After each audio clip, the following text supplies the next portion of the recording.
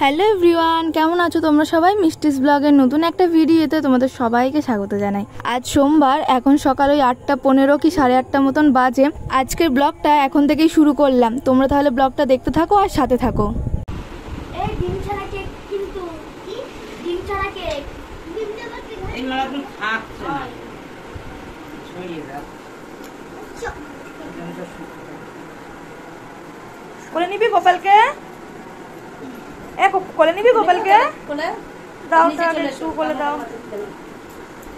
নিবি কোলে? আজ্জা আয়, অনার হবে না, ওনার দিবা না। এ হাত ছড়া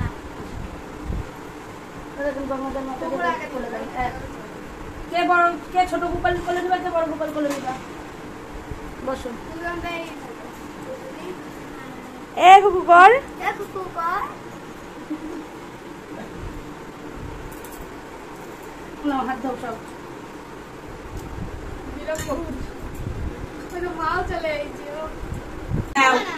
নে কুকু, নে আগে নে, দু হাত দিয়ে কোলে নে। পায়ে লাগে না, কোলে ভালো করে কোলাতে করো, গোপালকে আদর করো। আরে বাবা রে, তো বাড়ি নিয়ে যা। না না, পারবে না। বল বল, এই নিমন্ত্রণ কর।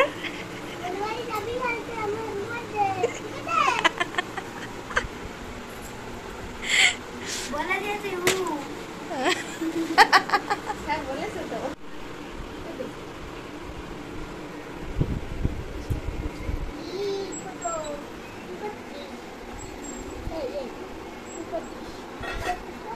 আমার ঘটের ফুল ঘটনা ভালো হয়নি একটু।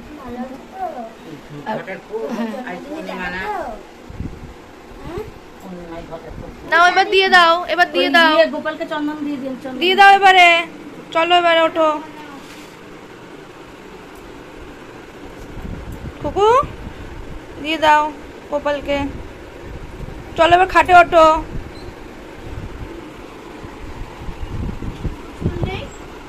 সকাল সকালই ঠাম্মার পুজো দেওয়া হয়ে গেছে। কি সুন্দর লাগছে দেখতে, দেখো পুরো আলো করে সিংহাসনটা জুড়ে বসে রয়েছে সমস্ত ঠাকুর। গোপালকে তো কি ভালো লাগছে, চোখই ফেরানো যাচ্ছে না আজকে ঠাকুরের এই জায়গাটার থেকে। ঠাম্মা যখন গোপালকে স্নান করাচ্ছিল, ওরা সবাই মিলে দেখার জন্য ব্যস্ত হয়ে গেছিলো। সেই জন্য বললাম ঠিক আছে তোরা তাহলে একটু দেখ। আর ওরা দেখলাম কোলেও নেবে বলছিল গোপালকে, তাই ওদেরকে একটু কোলেও দিলাম। পুজো টুজো দেওয়া কমপ্লিট, আমি পড়াচ্ছিলাম, পড়াতে পড়াতেই চাটা খেয়ে নিলাম। তো চাটা আমার খাওয়া হয়ে গেছে, আর সকালবেলা পড়ানোও আমার হয়ে গেছে, সবাই মোটামুটি বাড়ি চলে গেছে। এবারে সকালে রান্নাটা বসাবো। আজ সোমবার, নিরামিষ, আর ঠাম্মাও তো নিরামিষই খায়, জানোই তো আমাদের বাড়িতে এখন নিরামিষ আমিষ দুটোই হয়। আর আজ যেহেতু সোমবার, আমরাও নিরামিষ খাই, সেই জন্য একবারে আজকে নিরামিষই হচ্ছে। আজ আর আমিষ টামিষ কিছুই হবে না, আজকে করা হবে আলু কুমড়োর তরকারি।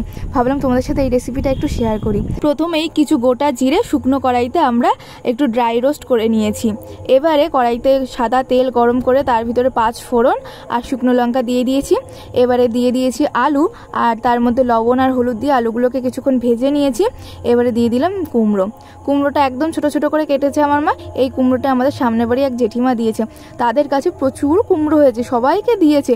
কুমড়োগুলো বেশ ভালো। কুমড়োটা ওইদিকে একটু ভাজতে থাকি, ততক্ষণে যে জিরেটা আমি ভেজে রেখেছিলাম ওটা ঠান্ডা হয়ে গেছে।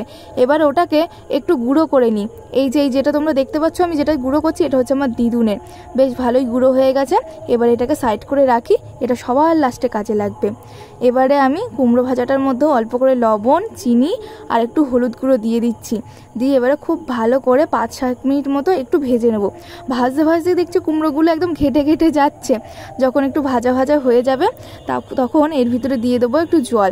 গরম জল দিইনি, ঠান্ডা জলই দিয়েছি।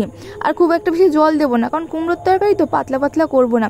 জল দিয়ে খুব ভালো করে নেড়ে চেড়ে দিয়ে রেখে দেবো। ঢাকা দেওয়ারও দরকার নেই, এটা তাড়াতাড়ি রান্না হয়ে যাবে। আমরা আবার কুমড়োর তরকারি একটু ঘাটা ঘাটা পছন্দ করি, ঘাটা ঘাটা হলেই ভালো লাগে। অনেকে আছে আস্তে আস্তে থাকলে ভালোবাসে, তবে আমাদের ঘাটা ঘাটা ভালো লাগে, তাই আমি খুন্তি দিয়ে একটু ভালো করে ঘেটে ঘেটে দিচ্ছি। কুমড়োর তরকারি ফুটেই গেছে, আলুটা সিদ্ধ হলেই নামিয়ে নেব। এবারে ওপর থেকে কিছুটা আমি ভাজা জিরের গুঁড়োটা ছড়িয়ে দিচ্ছি। এই জিরের গুঁড়োটা দিলে না খুব ভালো লাগে খেতে, সুন্দর একটা গন্ধও বের হয়। কুমড়োর তরকারি আমার রান্না হয়ে গেছে। মা ওদিকে এখন লুচি ভাজছে আর পরোটা ভাজছে। যে লুচি খাবে সে লুচি খাবে, আর যে পরোটা খাবে পরোটা, বা লুচি পরোটা দুটোই একসাথে খেতে পারে। দাদুর প্লেটটাও আমি গুছিয়ে দিয়েছি। চলো এবারে দাদুকে খেতে দিয়ে আসি, অনেকটাই বেলা হয়ে গেল খেতে খেতে, প্রায় 10টা-15 মতন বাজে এখন। আসলে পড়িয়ে টড়িয়ে উঠে আমি আবার রান্না করলাম তো, আর আজকে যেহেতু সোমবার, মাও একবারে স্নান টান করে ঠাকুর প্রণাম করে তারপরে রান্নাঘরে ঢুকেছে। দাদুকে লুচি দিয়েছি, দাদু পরোটা খেতে পারবে না, দাঁত নেই এখন, সব দাঁতই বলতে গেলে পড়ে গিয়েছে, তার জন্য লুচি খাবে। আর আমি এদিকে লুচি নিয়ে বসে পড়েছি, দেখি একবার খেয়ে কেমন লাগছে। এই কুমড়োর তরকারিতে যদি একটু পনির দেওয়া যেত না খুব ভালো হতো, এমনিতেও খেতে খুব সুন্দর হয়েছে। লুচি দিয়ে কুমড়োর তরকারি বেশ ভালো লাগে। আমি 2টো লুচি নিয়েছিলাম আর একটা পরোটা নিয়েছিলাম। খাওয়া দাওয়া কমপ্লিট আমার। দুপুরে মা করেছিল সিদ্ধ ভাত, ওটাই খেয়েছিলাম। এখন রাত ওই 9:30 মতন বাজে, আমি ছাদে বসে রয়েছি। চারিদিকে এখন বিদ্যুৎ চমকাচ্ছে, বৃষ্টি হতে পারে, ওপরে বেশ ঠান্ডা ঠান্ডা হাওয়া বইছে, সেই জন্য ছাদে এলাম। আজকের ভিডিওটাও তাহলে এখানেই শেষ করছি। ভালো লাগলে লাইক, কমেন্ট আর শেয়ার করে দিও, আর যারা নতুন আছো আমার চ্যানেলটা সাবস্ক্রাইব করে দিও।